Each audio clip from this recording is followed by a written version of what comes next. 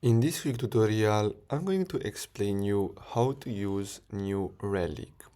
So basically, New Relic allows you to monitor your full stack, so you can monitor everything about your development stack, from logs to integrations to database, etc.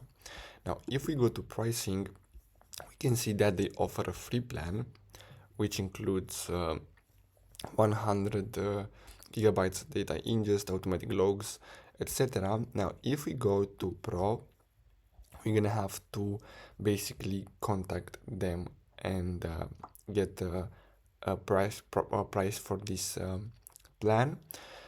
So basically, all we have to do is simply create an account and install the New Relic agent on our app or server, instrument our code to monitor key transactions and metrics, and use dashboard and APM to analyze performance, errors and latency, and then we can set alarms, alerts and integrations for real-time issues, detection and response.